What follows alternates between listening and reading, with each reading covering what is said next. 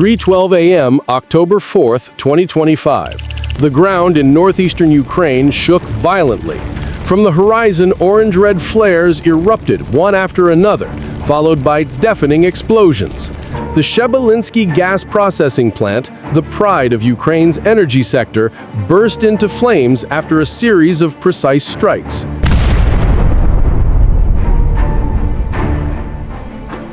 The firelight painted the Kharkiv sky crimson, reflecting off silent buildings in the night. The engines of UAVs roared endlessly, a familiar sound that locals had come to call the swarm of death.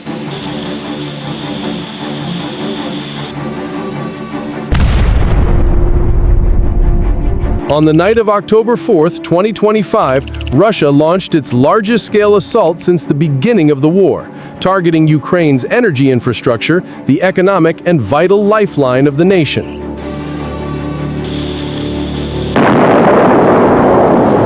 At 10 p.m., Russia fired more than 35 cruise missiles, Kh-101, Kh-55, and Calibre, along with 60 suicide drones, including Shahed-136 and Lancet, from multiple directions such as the Sea of Azov, Belgorod, and Kursk regions.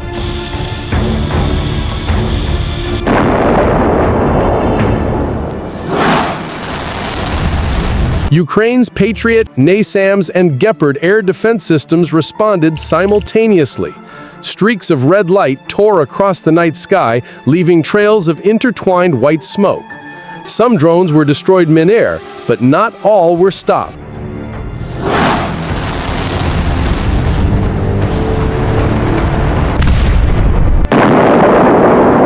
One missile penetrated the air defenses, striking Naftogaz's gas compression station in eastern Kharkiv. Thick black smoke billowed upward, spreading across the industrial zone. Flames reflected off every window pane, turning the city into a portrait painted in the colors of war.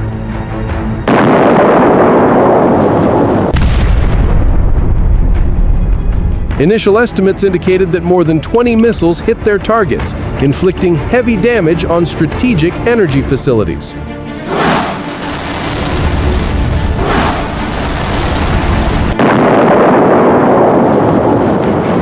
Naftogaz CEO Sergei Koretsky confirmed that this was a deliberate strike aimed at crippling Ukraine's gas and heating systems ahead of the coming winter. The Shebelinsky and Poltava plants have suffered severe damage. Some areas have completely lost gas processing capacity, he stated.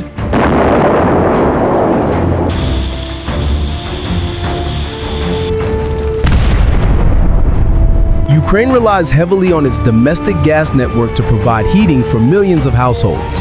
With winter temperatures dropping to -15 degrees Celsius, the loss of energy infrastructure is not just an economic blow, it's a threat to survival.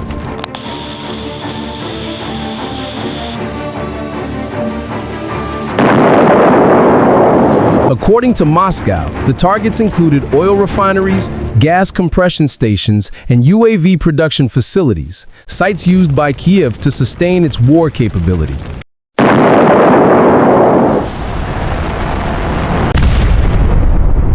Russian Defense Ministry spokesman Igor Konashenkov announced the operation achieved its objectives, significantly weakening Ukraine's logistical and production capacity.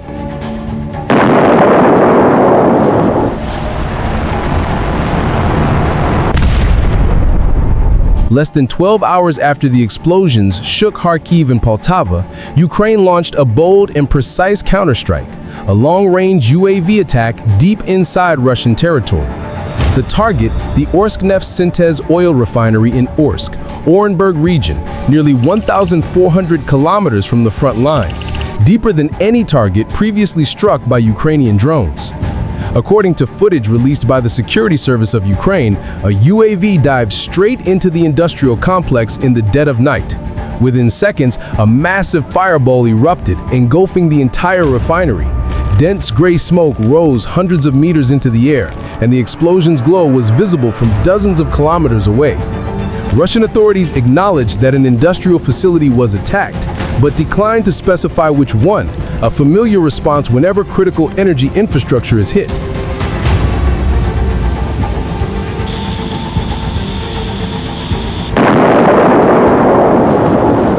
This counterstrike demonstrated that Ukraine is rapidly upgrading its long-range attack capabilities. While in early 2023, its drones could only reach a range of 500 to 700 kilometers, today, thanks to the development of the Beaver, Merak, and Luthi series, Ukraine now possesses UAVs capable of flying over 1,500 kilometers while carrying warheads weighing between 50 and 75 kilograms.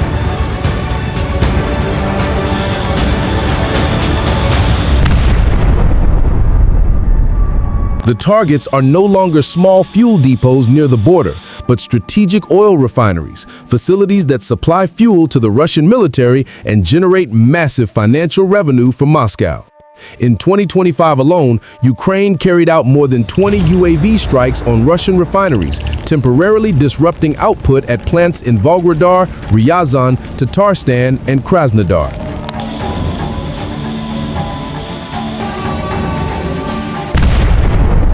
Meanwhile, Russia still maintains overwhelming superiority in firepower and range, with an enormous arsenal that includes Kh-101, Kh-55, and Kalibr cruise missiles, as well as Shahed-136 suicide drones designed by Iran.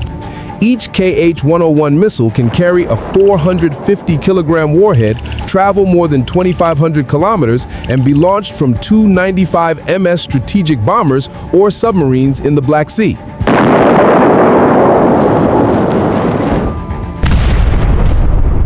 During attacks, Russia often employs a three-wave tactic, first sending Shahed drones to probe and exhaust air defenses, then launching waves of cruise missiles against key infrastructure, and finally using slower, heavy missiles for finishing strikes. This coordinated approach overwhelms even Ukraine's modern air defense systems for hours at a time.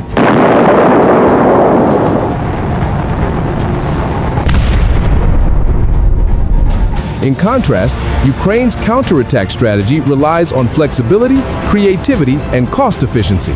Instead of firing expensive missiles, it deploys domestically produced UAVs, small, lightweight, low-flying, and difficult for radar to detect.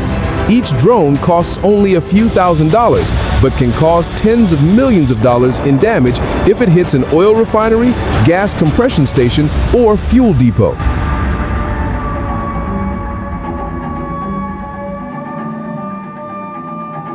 Ukraine's strength lies in precision and its ability to strike deep within the enemy's economic heartland, places Moscow once believed were untouchable.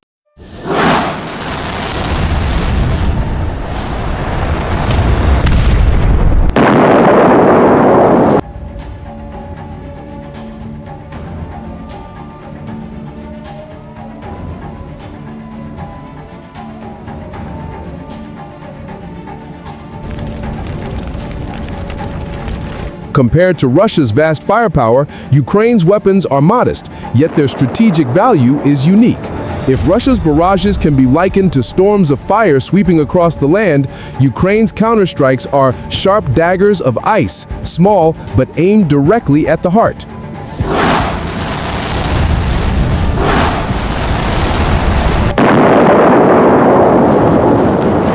These precision blows inflict not only physical damage, but also psychological impact, shaking confidence in Russia's internal defenses and forcing major energy corporations to increase security spending, further straining Moscow's already pressured economy.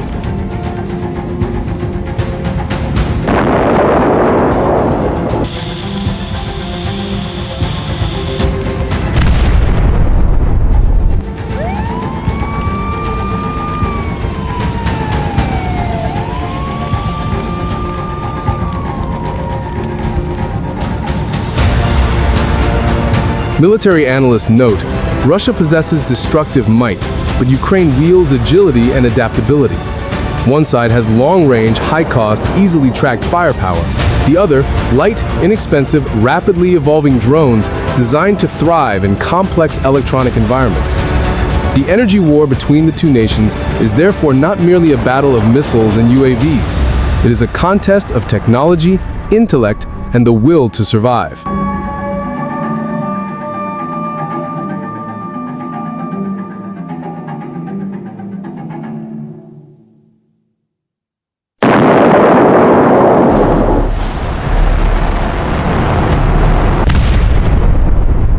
The night of the Orsk counterattack revealed a clear truth. Ukraine is no longer just defending itself. It is actively expanding the battlefield deep into Russian territory. While Moscow seeks to cripple Ukraine's heating systems, Kyiv retaliates by striking directly at Russia's economic arteries, the refineries that transform oil into the fuel of war.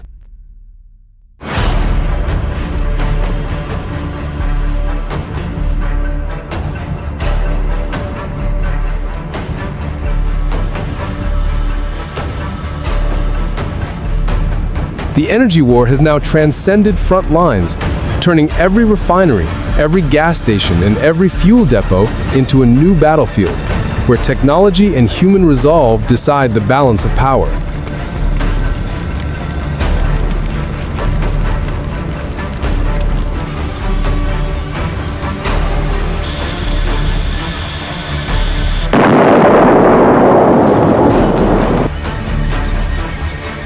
This conflict has entered a new chapter, where every explosion represents not only a military strike, but also a struggle of will and human dignity.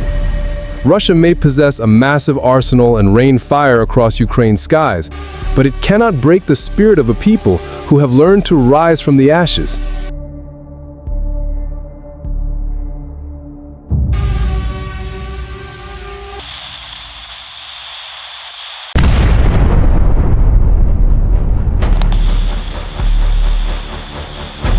Ukraine continues to respond, not merely with drones or missiles, but with resilience, courage, and an unshakable faith that justice endures even beneath the smoke of war.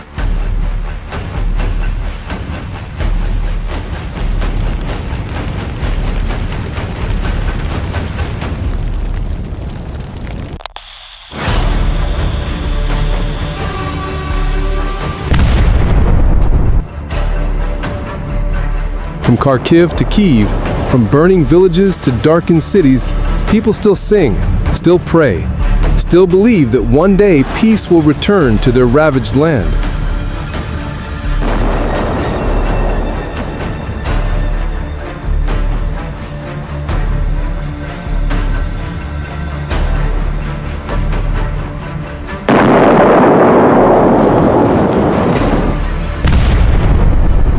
God will not abandon those who fight for the light. May His divine protection cover Ukraine, a nation enduring the harshest trials, yet never defeated. Glory to those who fight for freedom.